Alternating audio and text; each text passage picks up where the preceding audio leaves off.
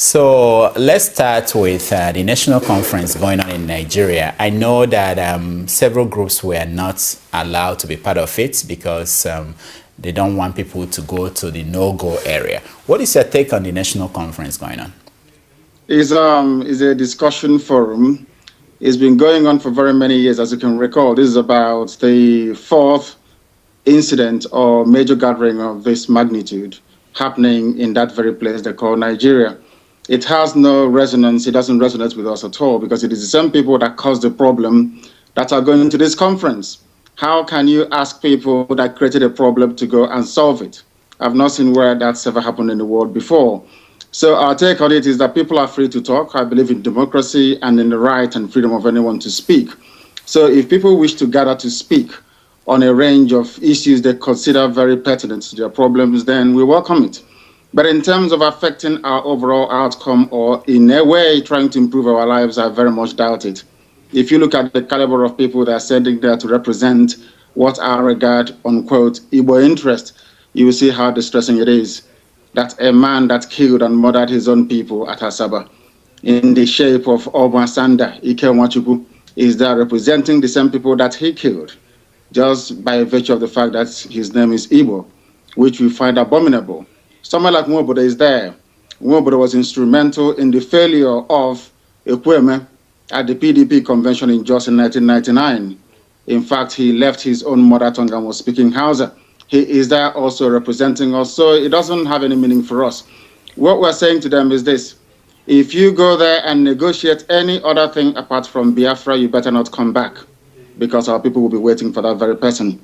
The zoo has come to an end. They keep killing our people. And for how long are we going to allow this contraption concocted by Frederick Lugard to continue to waste the lives of innocent people? Now, let me stop you there. You said something that I'm interested in. People who look at several Biafran groups and movements always look at this kind of statement, like the one you made now. Let him not come back home, otherwise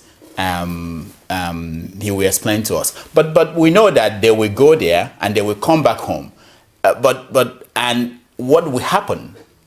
You see, is this a statement that there is something that will happen? Because one of the things that happen in Africa, in Nigeria, and wherever you look at, is that there are no consequences. And people who try to force consequences to be exerted end up saying things and nothing happens. What will happen to Ike Nwachukwu when he comes back home? Because you know he's not going there to negotiate Biafra. You know that. Of course, we know that very well. Okay. What will happen to him is this. Already, we know that some of them live in Abuja and Lagos axis. There is nobody that speaks for the Yoruba nation that lives in anywhere in Igbo land or in Biafra land. There is no prominent Hausa person that lives anywhere in Biafra land. What we are saying to this man and his likes is that, of course, they will underestimate us because those that have gone before us have made threats and didn't carry it out. This time it is different. If we can place the name Biafra on satellite, if we can broadcast so that the whole world can hear us every blessed day, if we are in over 70 countries around the world with over 5 million listeners, there is nothing we cannot do. This time around, things are very, very different, believe you me. Very, very different, and very soon the world will hear about it. Because the only language that people in the zoo understand is the language of violence and force.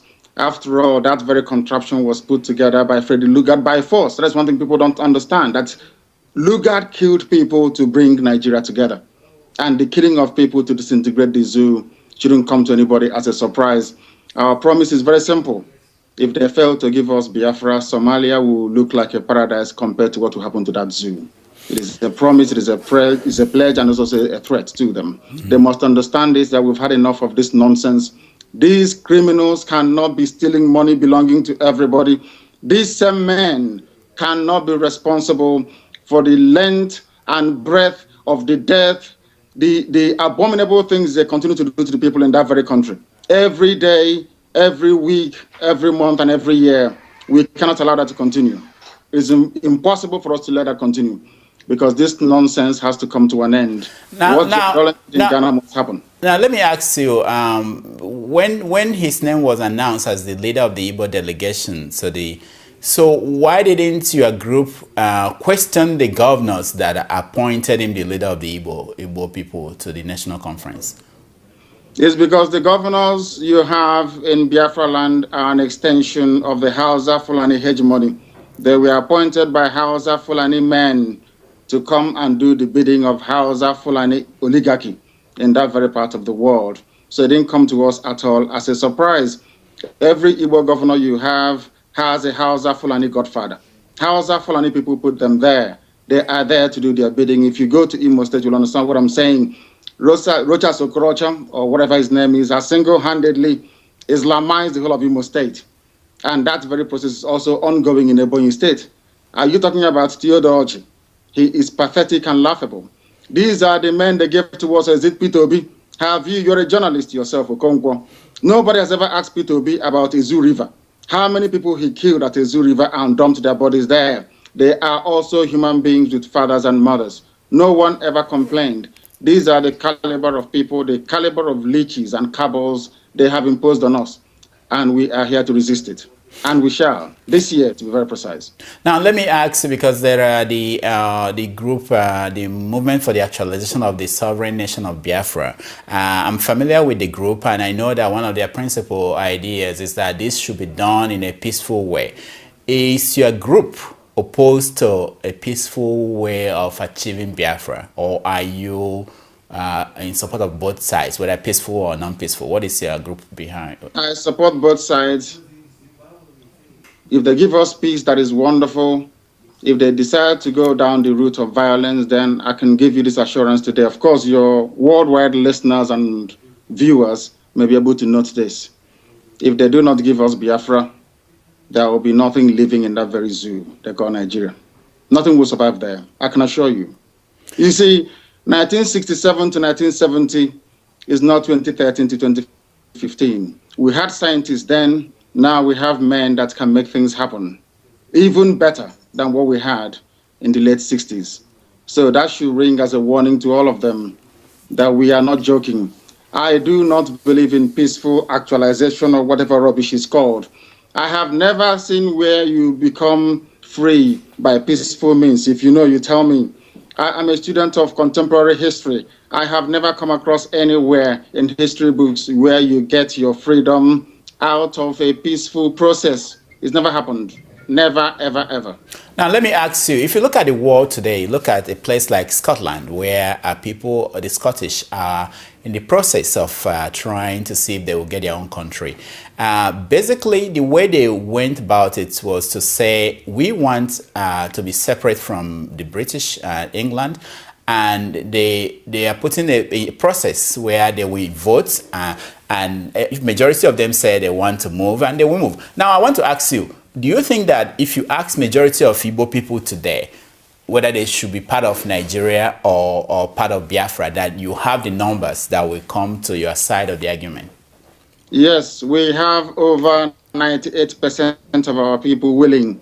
The other 2% are those fathered by Hausa Fulani men as a consequence of the war. Everybody born as a Biafran, everybody born as an Igbo, Ibibio, Efik, Anangebanke, anybody born as a Jaw has freedom implanted in their DNA. That is why we have autonomous communities. Have you seen anywhere in the world where you have autonomous communities? Have you seen? The answer is no. The reason why we have autonomous communities is because we are born to be free. We want to be autonomous. And that freedom must be carried right all the way to the heart of governance in the Zoological Republic of Nigeria.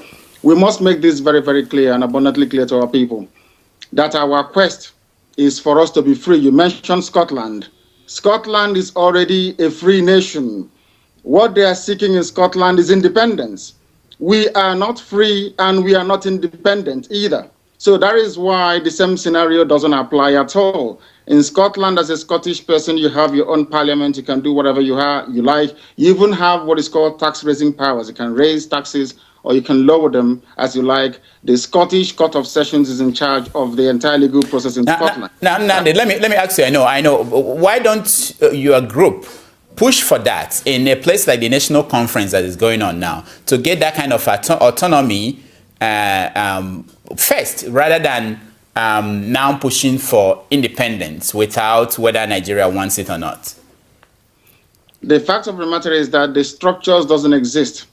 The institutions that will allow the emergence of a democratic Biafra within a peaceful setting does not currently exist in that very place you call Nigeria. Mind you, that is the name of a river. Up north, you call them Niger, which is French. If you come down a little bit, it is called Niger, which is English. And the people that live around it are called Nigerians. The only place, or part of the only place in Black Africa where you name a people after a river. I have never seen any civilized country in the world where people are named after a river. It's never happened before. The people own the river, not the other way around. By tacitly accepting the word and the tag Nigeria, what it means is that you never had any history until Frederick Lugard came, which is a fallacy, it's an abomination, and nobody should be saying that. Coming back to what you said, there is no way we can run for office as a political party. We tried it with ABGA and it did not work.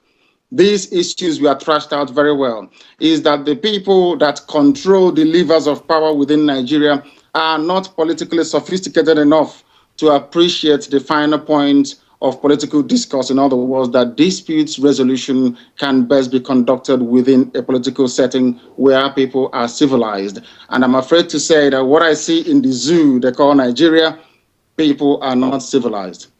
Now, we're out of time, but let me ask you, last week, I believe, the Biafran Zionist movement claimed a responsibility for the attack at the Enugu State Government House.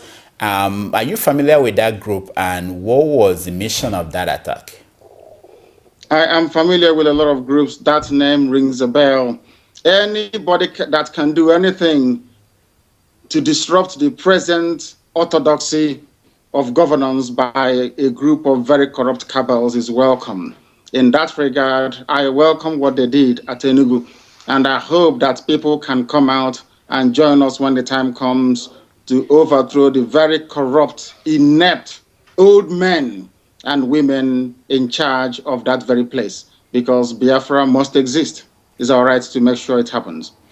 All right, Nnamdi Kanu, thank you so much for joining us, and we will bring you back again and see how things are going. Thank you very much, and thank you for having me. All right, thank you. Thank you.